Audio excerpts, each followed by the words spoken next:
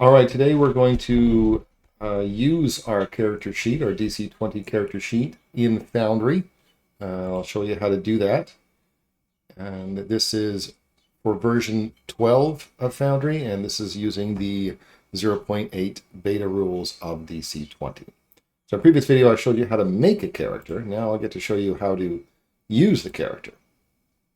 So I have, for examples, I'm going to have a melee character, a martial character, a commander named Slaughter, and I will also, for a caster, I have a bard named Sayland. So on the character sheets, of course, there's the edit tab, which I know we've worked at before. Click on edit. That's where you can actually change some of the items on your character sheet. Usually it's a good idea to keep it out of edit mode so you don't accidentally change things. This little button here, the two cogwheels, is character configuration. This is where you'd actually go in to override some things. So there's the default physical defense, default mystical defense. You can actually change it to, you know, berserker defense or whatever if you have those features, or you can even just override it for whatever reason if you're using your own house rules or a rule that's not implemented in. Same thing with mystical defense. Movement speed here as well. If you have it set at your whatever speed you're doing it, you can also override it with this movement speed here. Same thing with jump attribute defaults to agility. You can change it to a different one. Even make it flat to make it a flat jump check for whatever reason you may have. And same thing with size. You can override it here. So this is where you kind of override the automation of the system. This is the rest area to rest your character in DC20. There are 4 different ways of resting.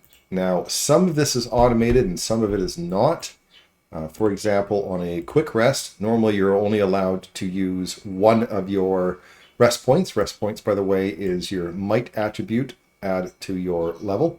So this character with a 2 might and a level 1 character will have 3 rest points. I'll close that. My bard has 0 might, which means his rest points will be at 1 because it's his level. And yes, you can have lower than 1 if your might is lower than 0. Then you don't really get any benefit from the rest points. So spending rest point, 1 rest point equals to 2 health. So for example, if I started with 5 health, and gotta move that out of the way here. And I spend one of the rest points, you can see that increases it by 2. However, it doesn't keep... A quick rest, you'd only be able to spend 1 point, but it will let you do more. So just careful with that. That it will... it'll obey your commands, so to speak. So just be aware of that it's not coded in exactly. And for a long rest here, you can even see what you're doing as the first part of the rest. You know, whether you are light activity or no activity, and how to get rid of your exhaustion saves is there. But it, like if I put in exhaustion, let's say, and then I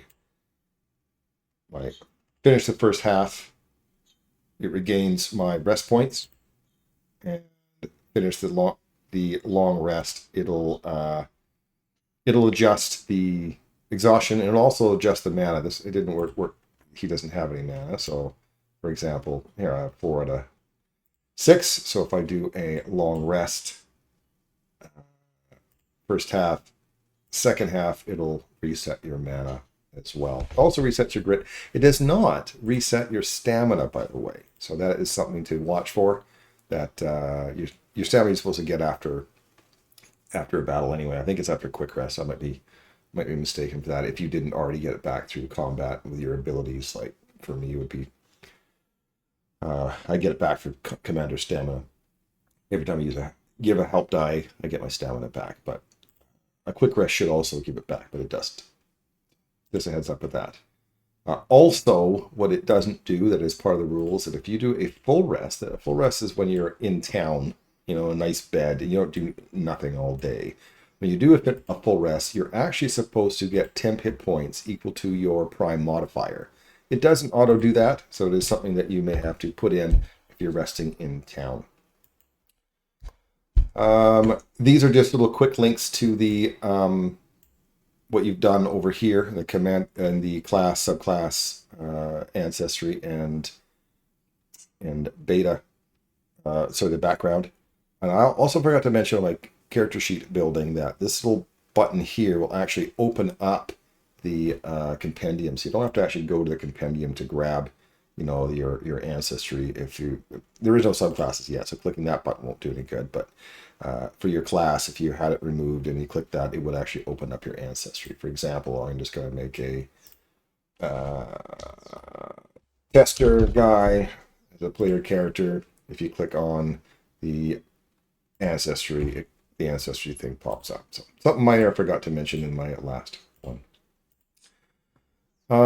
So there's your abilities. To use a grit, you click on spend grit. It doesn't actually do anything, right? Because there's two things you can do with grit. You can reduce incoming damage by 1, or you can give yourself or someone else advantage on their saving throws. So there's no way to really, you know, automate that at all. These are all the different tabs you can go through your character sheet, which we've already saw on building the character. Now, to use this role menu, this is for the front page. So, except for the individual abilities that you may have put in from your favorites, those ones use the line down here, which we'll get to later. But this role menu is for your checks and saves, for your little shortcuts down here, for your saves up here, and your skills. So if I click on advantage and I click my spell check, it will roll with advantage and clear that up. So if I'm doing my awareness, I get a D8 help die. I click my awareness and it'll use that help die. So this menu is for anything on the core page. And then it also includes, remember this show basic actions box over here, where it turns it to basic actions. It does it for the same thing for this menu as well. So for example, if you're going to grapple, because for this one, for this tab, if you click on the name, nothing really happens, right? Well, if you click on short sword, this is all your ways you can spend it, like extra points to it. But again, we'll get to that a little bit later. So in this one, you use this menu to give yourself advantage or help die or whatever on this. For example, I'm going to have advantage on my grapple check with a D8 help die. I click the die. It will make the rolls for me and tell me what the grapple check is. So there's a lot of things you could do that aren't just weapon attacks in DC20. And when you're first learning to play, a lot of the time people ignore this, and that's okay. I mean, you're learning a new game, but once you've mastered your attacks and your spells and stuff like that, then you'll start exploring in here and finding out great new things you can do, like even analyzing creatures and stuff. Much like Pathfinder's recall knowledge. Okay, to make the skill checks, it's usually quite simple, right? You roll the die next to it, it'll make the skill check.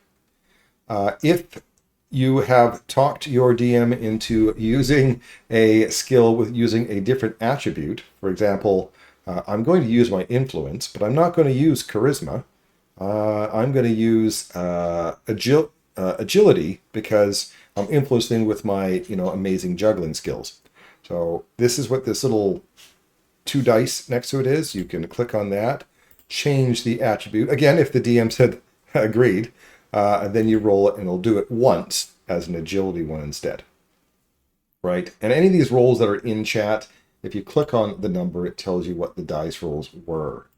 Right? So there was the awareness. Here's the athletics check where it had 2d8, took the best out of the 2. D8 help die. All the math is right there. And that's actually the code you can use too if you were typing it out. You do /R 2d20 keep highest +4 +1d8, and you get the same result.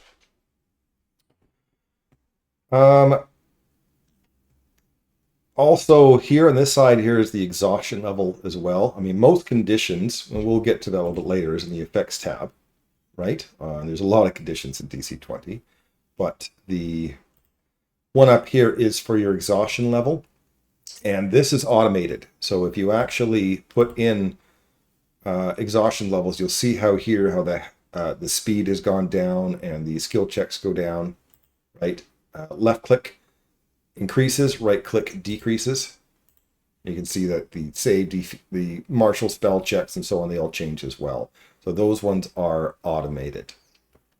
It's also automated when you take damage. If you go below 0, it will automatically add an exhaustion as well. For example, if I put Slaughter on here, and actually I guess I didn't need to put them on there, because if I just reduce the health down to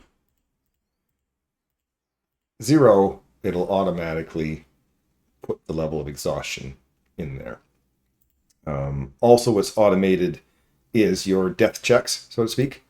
I mean, if you're 0 or under, you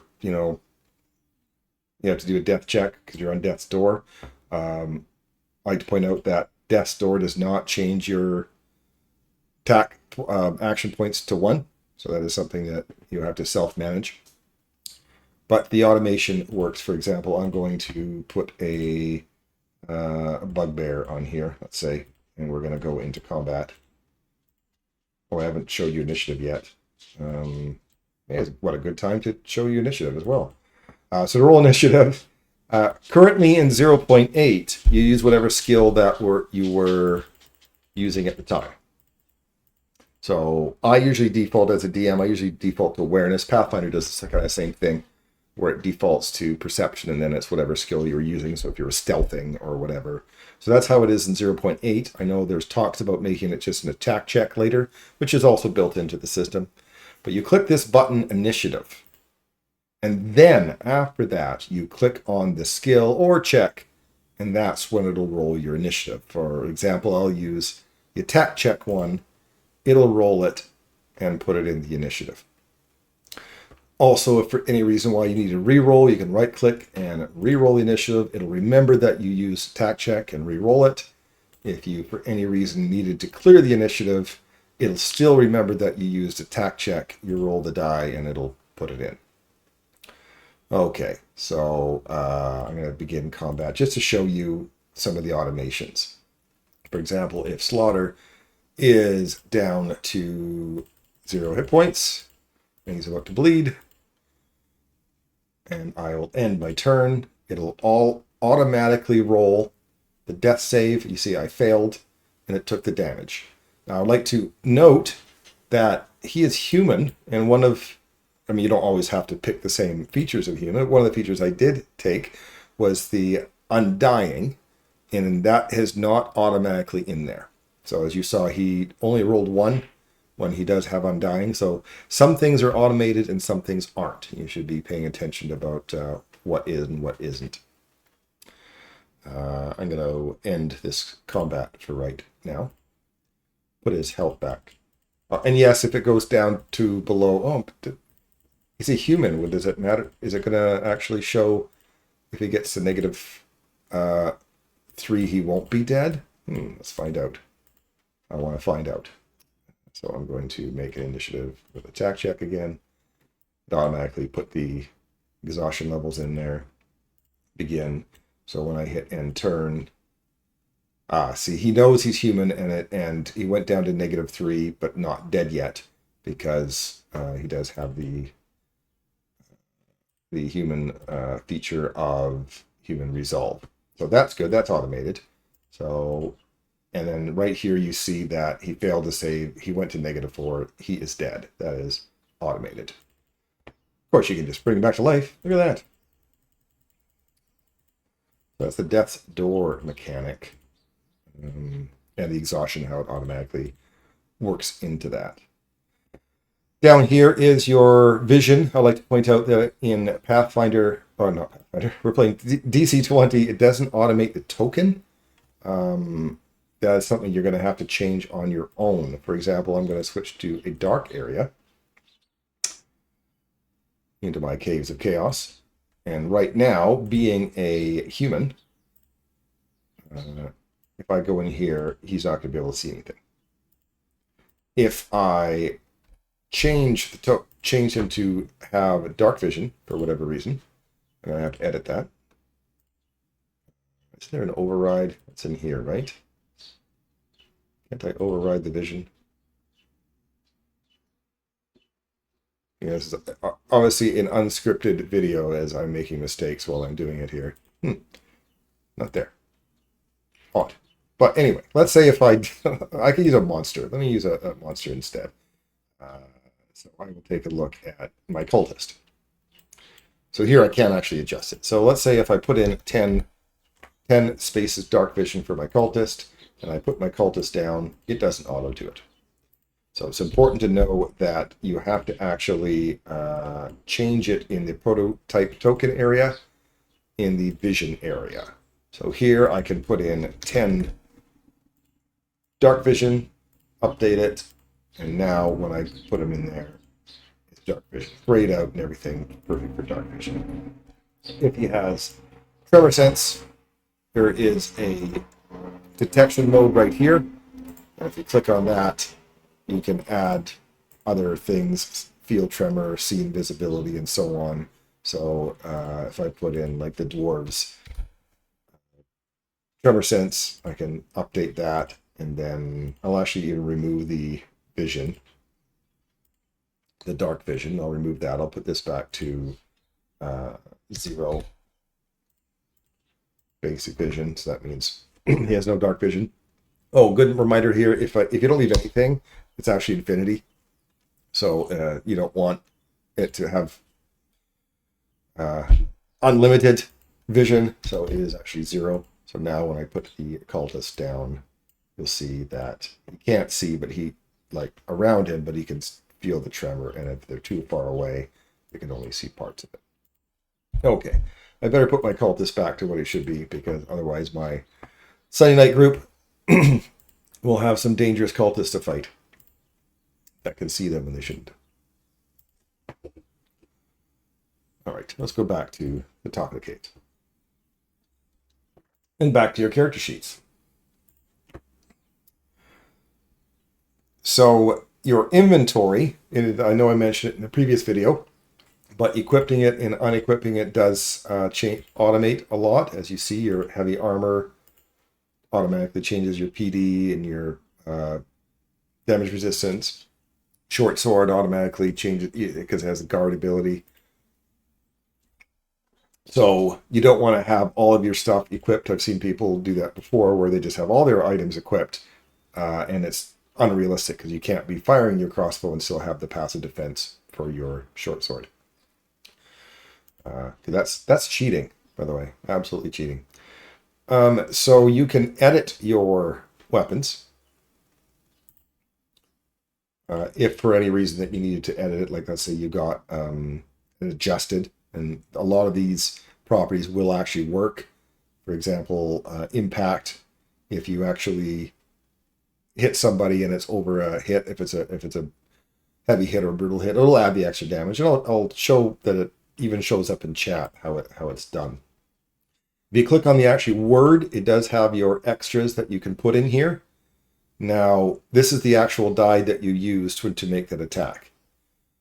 These are where you can put in your advantages and disadvantages. Now, as a reminder, it doesn't automatically use the action points for the advantage and disadvantage, because there's so many ways of getting advantage and disadvantage. There's no way to actually code that.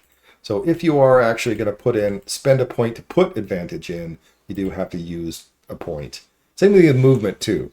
It doesn't know that you've moved. So if you're going to move, you're going to have to use an action point manually to be able to do that. The rest of these things here, if you do power attack and extra damage, it'll automatically use the extra. For example, I am going to target this bugbear. T for target, by the way. Shift T for multiple targets. Single T will just target one. So I'm going to I have advantage, put a point in advantage. I'm going to put a point in power attack.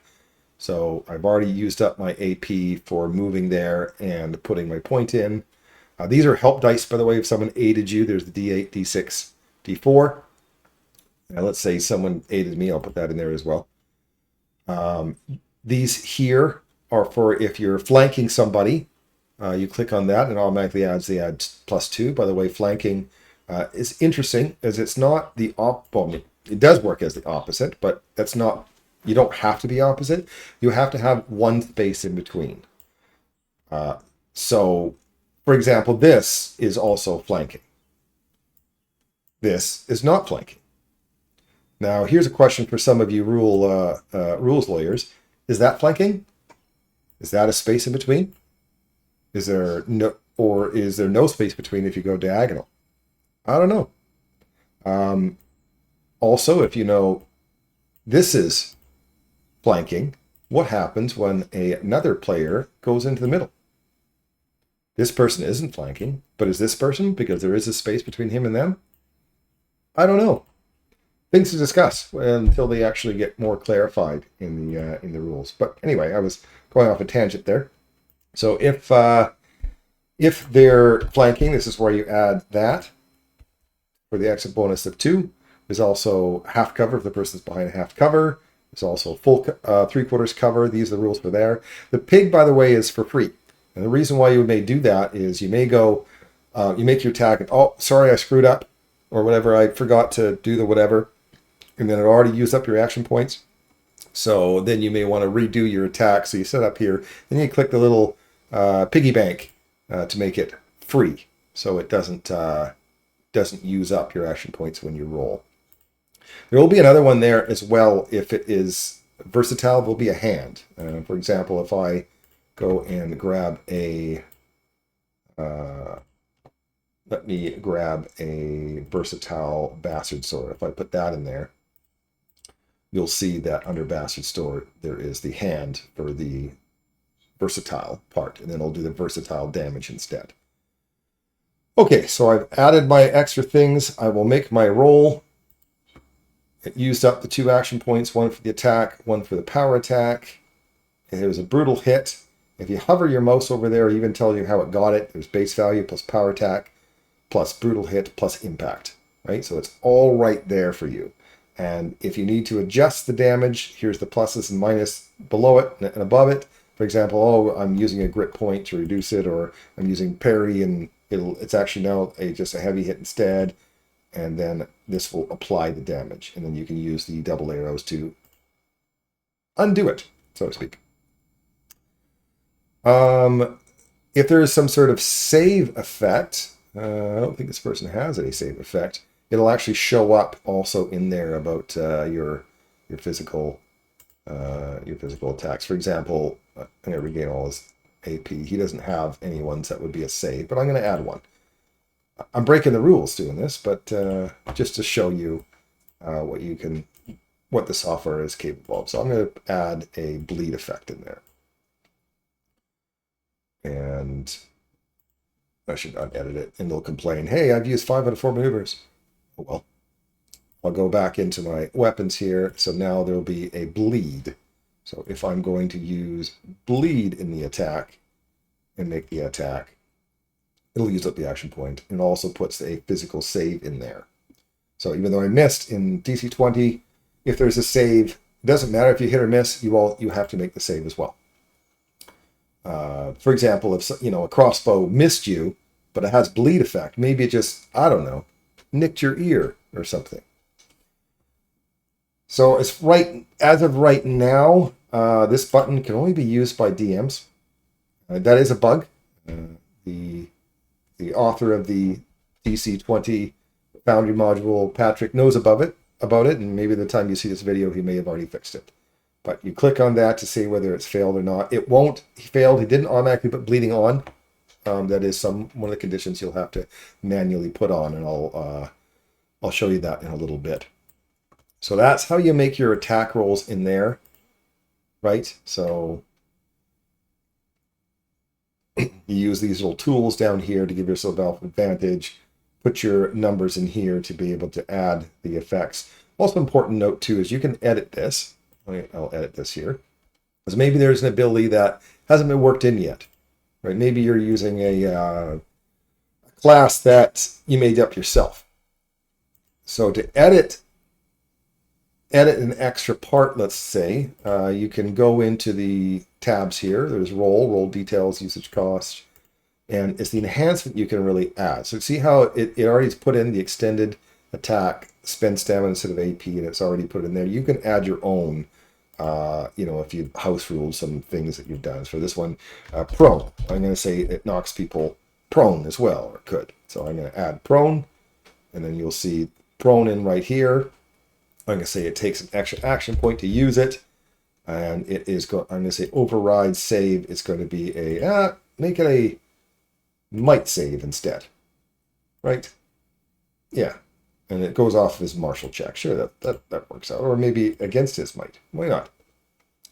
So now when I put in the new custom made prone and I attack with the bastard sword, that will be automatically in there then for him to roll. Okay, that's enough for the equipment. So that's where you're, of course, if you favored it, and as remember the little star next to it favors it, it does put it on the front page, so you don't have to keep going through the tabs. And that's where you can do everything that we just talked about right here. So attack, makes the attack. Oop. Critical miss, which means I'm exposed. But again, you'll have to manually do the enhancements there. Now, let's go into maneuvers and spells. Obviously, Slaughter has maneuvers as he is martial. My Bard has spells. Some of these things you don't need to bother using. For example, the crossbow style part is already in your inventory, in your crossbow part. You attack the same target. You see how here it doesn't have a cost? Because this passive says you deal +1 damage against the last creature you attack. So you're just letting it know it does an extra point of damage. It doesn't cost anything. It just, that's what it does.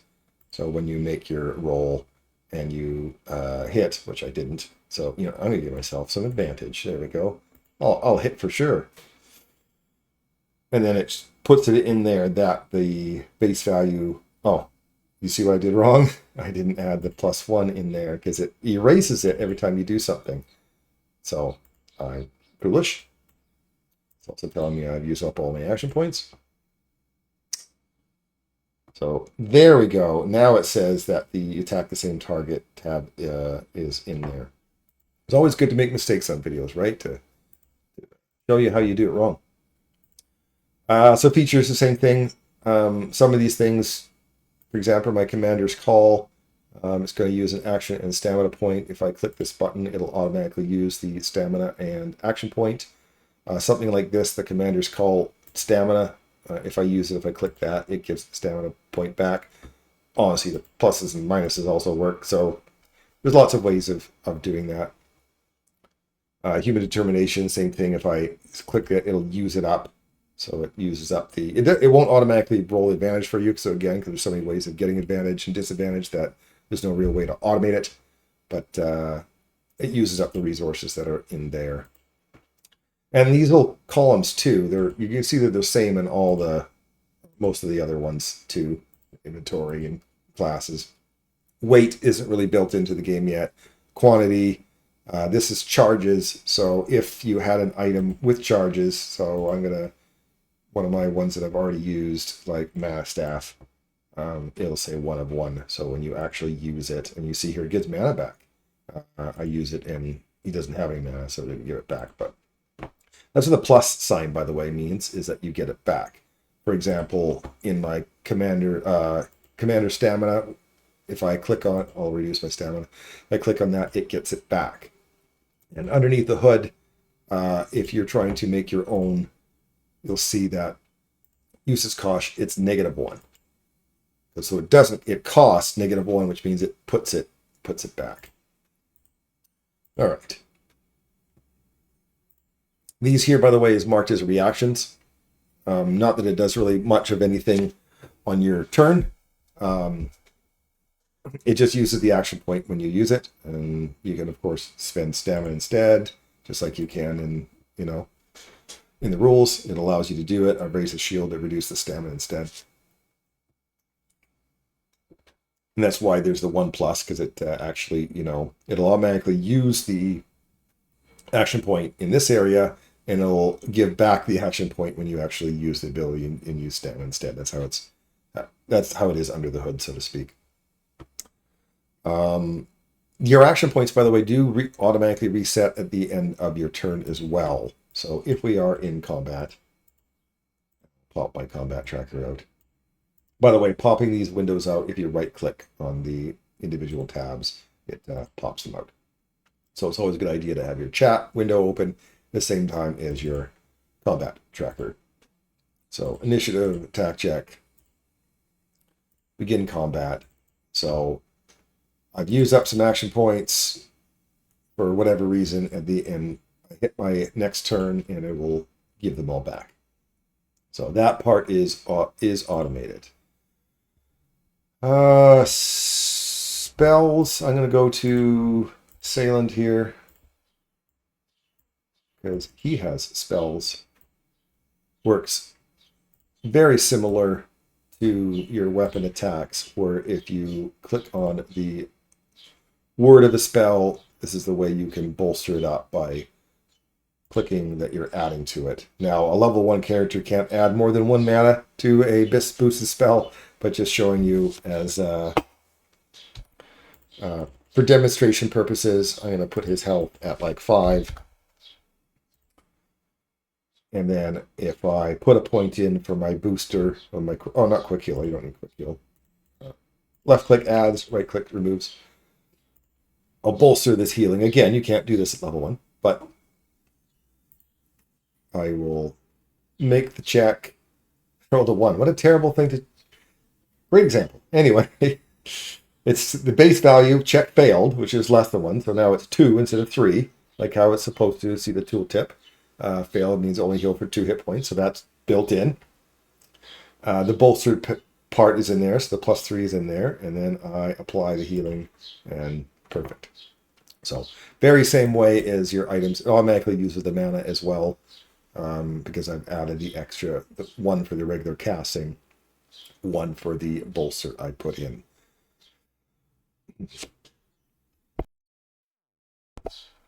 Okay, finally the effects tab. Now, some of these are automated, some of them are not. And boy, is there a lot of conditions. This may change as the coach makes different versions of the game system, because there is quite a lot.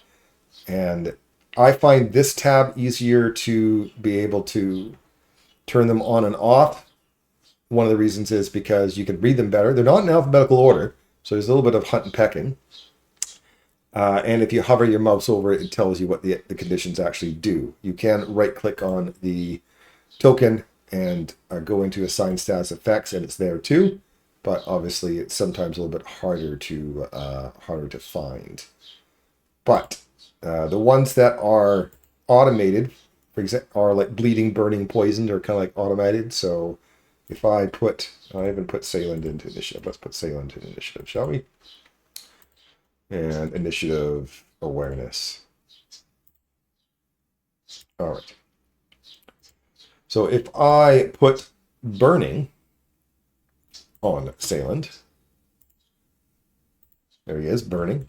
So at the end of his, no, it's supposed to be at the beginning of his turn. Sorry, the beginning of his turn, it'll automatically put the burn damage onto him. And if he has multiple conditions, so let's put bleeding and poison. Man, he's having a bad day.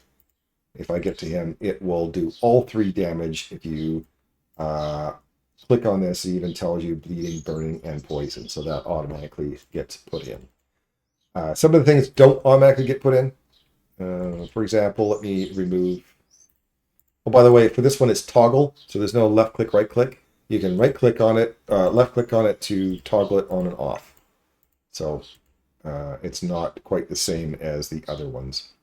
And this bloodied and well-bloodied and dead is automatically put on. You see his health is below half, so it's automatically put on bloodied.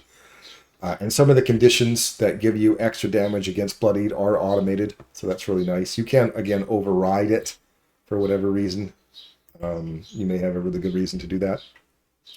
The concentration on spells, by the way, is also automated in a way, I should say, because Here, these spells have concentration, but if I cast them, we cast Bless on both of us here. If I cast Bless, even though it's concentrated, it does not automatically put the concentrated condition on him. A lot of these spells have been programmed, by the way, to have these effects automated. For example, I mean, it shows both Bless and Grace. He didn't use Grace. He can't anyway. That's a boost that he can't do until like level 5, right? Because you can only use mana as much as your Combat Mastery. Combat Mastery is half your level rounded up. So if I hit this button here with having both of these selected, it will add the Bless.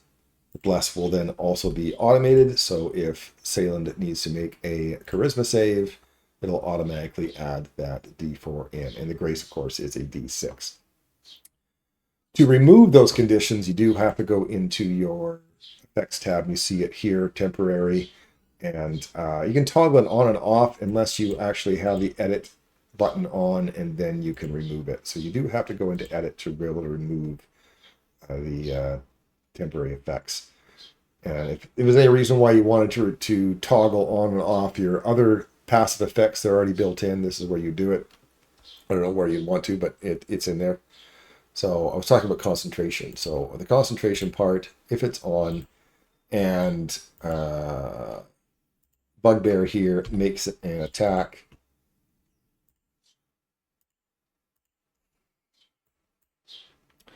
and hits, and Sayland's going to take the damage, it'll automatically roll the concentration. So he failed in the con. It doesn't automatically remove the concentration, but it automatically makes the roll for you.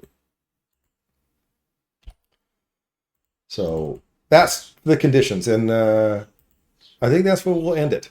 I mean, that was quite a lot. So if you're still with me, thank you for watching the video.